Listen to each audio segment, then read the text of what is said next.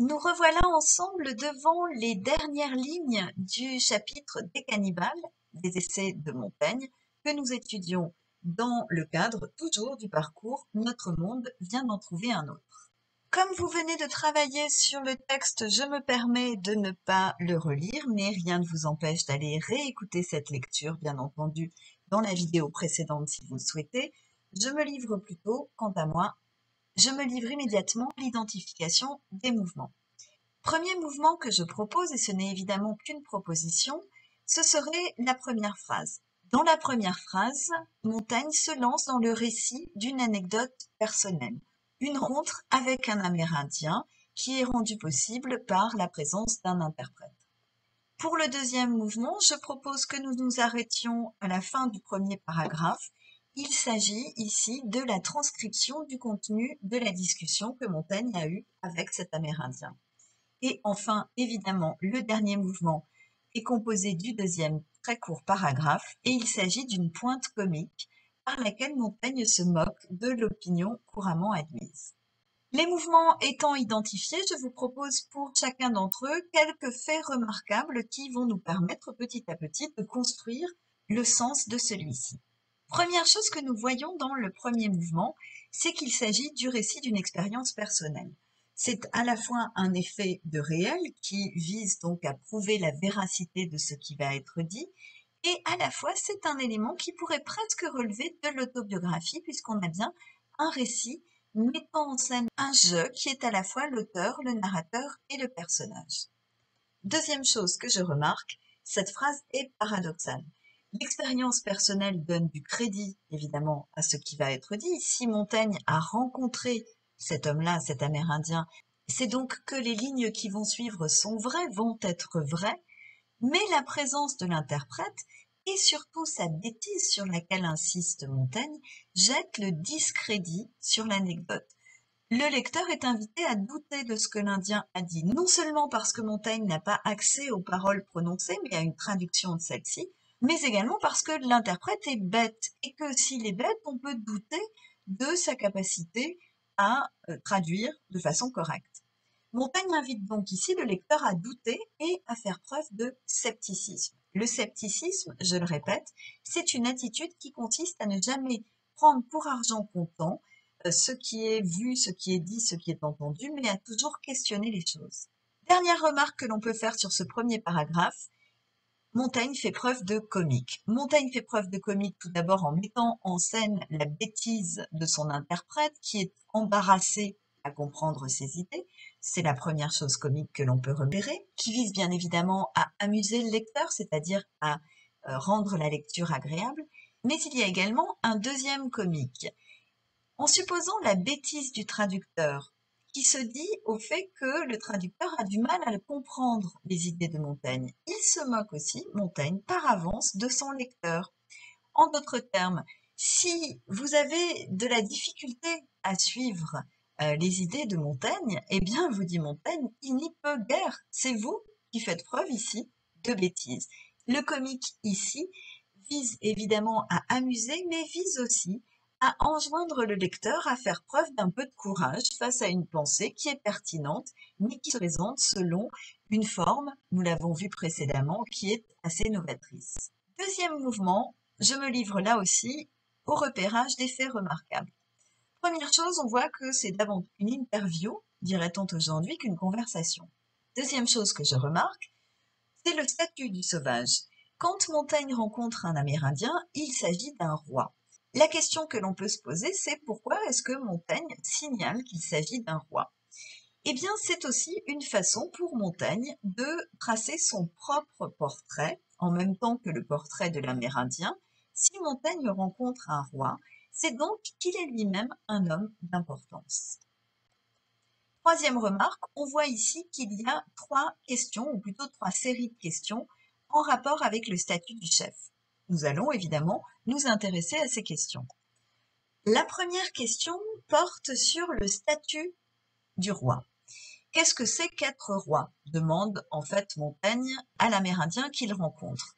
Et il évoque la prééminence qu'il avait parmi les siens.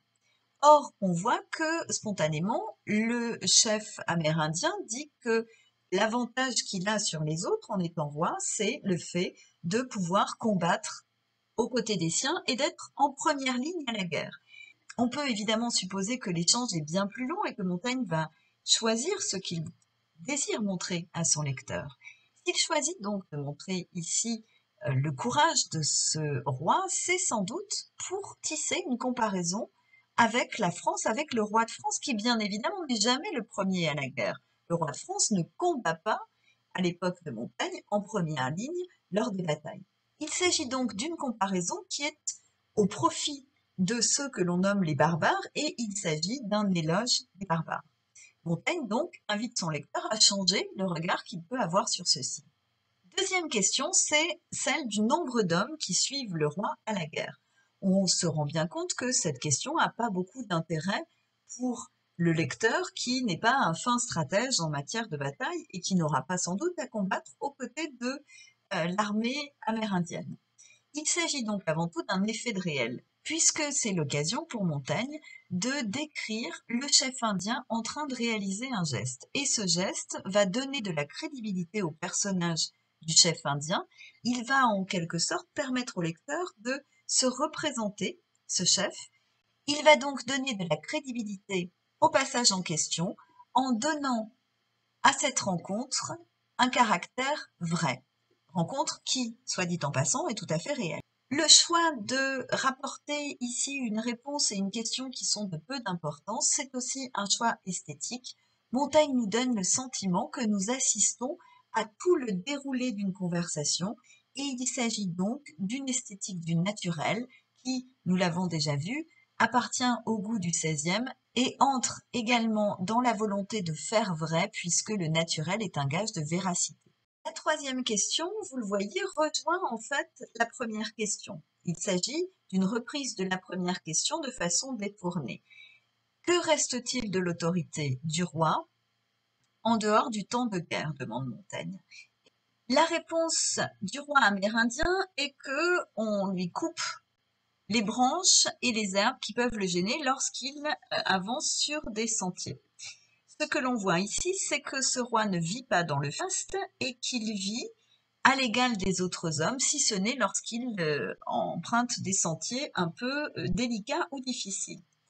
De cette réponse, nous pouvons en déduire deux différences fondamentales avec le roi de France. Tout d'abord, le roi amérindien ne vit pas dans le luxe, ce que fait le roi de France, et enfin, il n'existe pas autour du roi amérindien un protocole comme il peut exister autour du roi de France qui n'est jamais un citoyen à l'égal des autres citoyens et auquel on doit s'adresser avec déférence, autour duquel on doit agir avec des règles bien précises.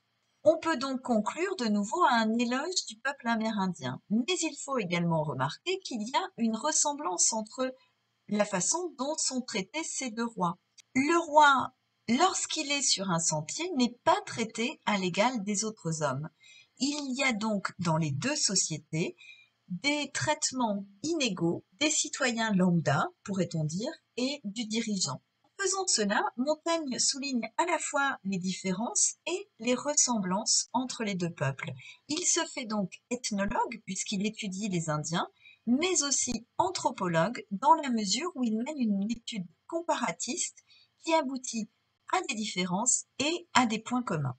Dans le troisième mouvement, vous pouvez repérer une pointe finale. Une pointe, c'est un trait d'esprit. Cette pointe, elle dresse un bilan qui constate que tout cela ne va pas trop mal. Les Amérindiens n'ont donc rien de barbare. Et vous repérez ici une litote. Quand Montaigne écrit « ne va pas si mal », on entend en réalité « tout va très bien ». Cette société est une société organisée avec des règles logiques, avec des règles intelligentes, et il ne s'agit donc pas de sauvages. Il y a évidemment ici une grande ironie dans la deuxième partie de la pointe quand Montaigne se moque de l'intérêt que les Européens portent à la nudité des Indiens. Ils ne portent point de haut de choses. Ce sont les Européens ici qui manquent de sens commun, de sens logique et de raison en s'attachant à un détail, cette nudité, plutôt qu'à ce qui a véritablement de l'importance, c'est-à-dire nous sommes face à une société tout à fait raisonnable, raisonnée. Il nous reste à construire la problématique. On commence par se demander ce qui est important, ce que l'on retient de ce passage.